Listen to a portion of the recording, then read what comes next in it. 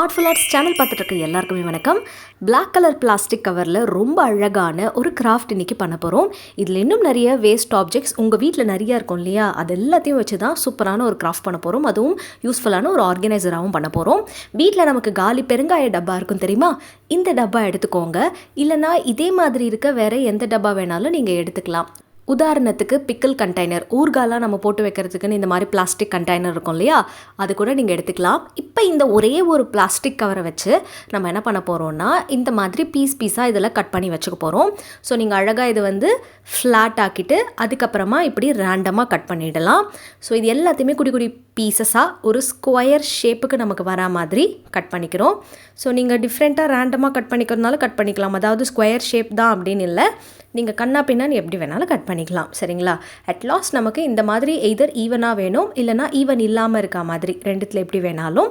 இப்போ அடுத்து நம்ம என்ன பண்ணுறோன்னா, இந்த பிளாஸ்டிக் கவரை அப்படியே ஃபெவிபாண்ட் அப்ளை பண்ணிவிட்டு இந்த பெருங்காய டப்பா மேலே அப்படியே நம்ம ஒட்டுறோம்.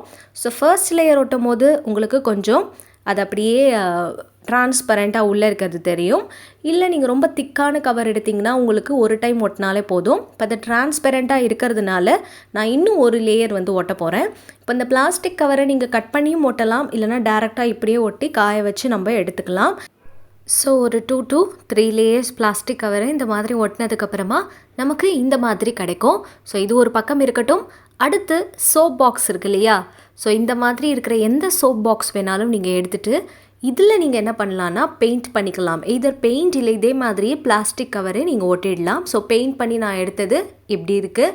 அடுத்து இன்னொரு முக்கியமான விஷயம் நம்ம என்ன பண்ண போகிறோன்னா, நம்ம டெய்லி யூஸ் பண்ணுற டூத் பேஸ்ட் இருக்கு இல்லையா, அதனுடைய அந்த கண்டெய்னர் அதை எடுத்துகிட்டு நம்ம அதனுடைய ஓப்பனிங் இருக்குது இல்லையா, அது அப்படியே இன்சைடில் இந்த மாதிரி நம்ம ஸ்டிக் பண்ணிவிட்டு இதுக்கும் நம்ம என்ன பண்ணிடுறோன்னா பிளாக்ல பெயிண்ட் அடிச்சுடுறோம். ஒன்ஸ் இந்த ப்ராசஸ் முடிஞ்சிருச்சுன்னா நம்மளுடைய ஒர்க் 50% ஓவர்.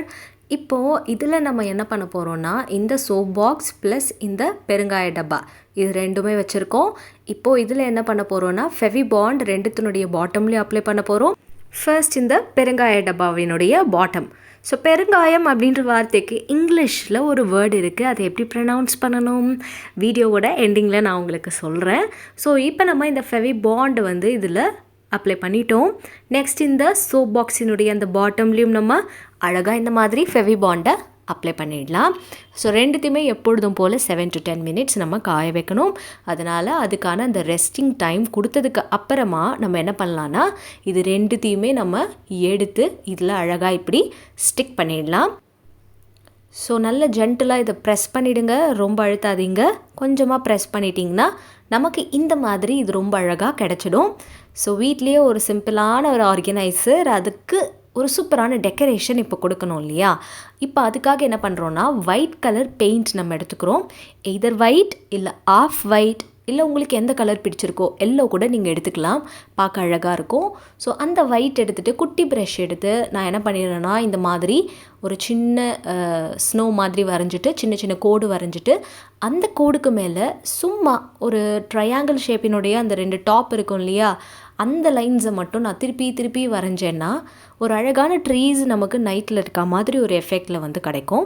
ஸோ நைட்டில் பிரகாசமாக இருக்கிறது மூன் இல்லையா, அந்த மூனோட ஷைன் இருந்தால் தான் இதெல்லாம் கலர்ஃபுல்லாக நமக்கு, அதாவது அந்த ஒயிட் கலரில் தெரியும்.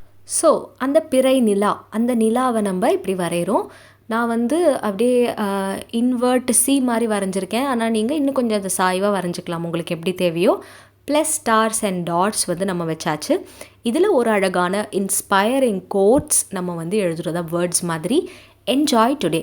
ப்ளஸ் அடிஷ்னலாக இன்னொரு மோட்டிவேஷ்னல் கோட்டும், அதாவது இந்த வேர்ட்ஸும் எழுத போகிறேன், லிவ், லவ், லாஃப். ஸோ இந்த கிராஃப்டை நீங்கள் பண்ணிவிட்டு உங்களுடைய டெஸ்க் ஆர்கனைசராக நீங்கள் வச்சுக்கலாம். ஸோ அதனால தான் நீங்கள் எப்போ பார்த்தாலும் இது உங்களுக்கு ஒரு குளுமையான அழகான ஒரு மோட்டிவேஷ்னல் தாட்டினுடைய ஒரு டெஸ்க் ஆர்கனைசராக நீங்கள் பார்க்கும்போதெல்லாம் உங்களை என்கரேஜ் பண்ணணும் அப்படின்ற மாதிரி இருக்கணும்னு இது நம்ம இன்றைக்கி பண்ணியிருக்கோம். ஸோ நீங்கள் டெஸ்கில் இந்த மாதிரி உங்களுக்கு என்னென்ன மாதிரி மோட்டிவேஷ்னல் வேர்ட்ஸ் வேணுமோ அடிக்கடி நீங்கள் பார்க்குற மாதிரி வச்சுட்டிங்கன்னா சோர்ந்து போகிற நேரத்தில் இதெல்லாம் பார்க்கும்போது உங்களுக்கு ஒரு புத்துணர்ச்சி கிடைக்கும். அதனால தான் இந்த மாதிரி நம்ம பண்ணியிருக்கிறது. ஸோ ப்ளஸ் அடிஷ்னலாக இந்த பெருங்காய டப்பா, அதை இங்கிலீஷில் எப்படி சொல்லணும்னு கண்டுபிடிச்சிட்டிங்களா? அதோட ப்ரனன்சியேஷன் இப்போ நான் சொல்லட்டுமா? அசஃபட்டிடா. அசஃபட்டிடா. சொல்லுங்கள், அசஃபட்டிடா. ஸோ அம்மா சமையலில் கொஞ்சம் அசஃபட்டிடா போடுங்க. அது என்ன அசஃபட்டிடா அப்படின்னு அம்மா கேட்டாங்கன்னா, பெருங்காயம் அப்படின்னு நீங்கள் சொல்லணும். ஸோ ரொம்ப அழகான ஒரு ஆர்கனைசர் நமக்கு தேவையில்லாத பொருளிலிருந்து சூப்பராக ரெடி பண்ணிட்டோம். பார்க்கவே எவ்வளோ அழகாக இருக்கு இல்லையா? ஸோ இதை நீங்கள் ஃப்ளார் வேஸ் மாதிரியும் வச்சுக்கலாம், இல்லைனா அந்த பெருங்காய டப்பாவை அப்படியே நீங்கள் பென் ஸ்டாண்டாகவும் வச்சுக்கலாம். ஸோ உங்களுக்கு ஸ்டோரேஜுக்கு நிறையா இருக்க மாதிரி இருக்கும். ப்ளஸ் கீழே டூத் பேஸ்டினுடைய அந்த பாக்ஸ் இருக்கு இல்லையா, அதையும் நம்ம அழகாக இந்த மாதிரி எடுத்து அதுக்குள்ளேயும் பென் இல்லை வேறு ஏதாவது பேப்பர் கிளிப்ஸ் அதெல்லாத்தையுமே நீங்கள் போட்டு வச்சுட்டு உங்களுக்கு எப்போ தேவையோ அப்போ எடுத்துக்கலாம். ஸோ ஆல் இன் ஒன் 3 ஆப்ஜெக்டையும் ரொம்ப அழகாக யூஸ் பண்ணி ஒரு அழகான டெஸ்க் ஆர்கனைசர் பென் ஸ்டாண்ட் நம்ம ரெடி பண்ணியிருக்கோம்.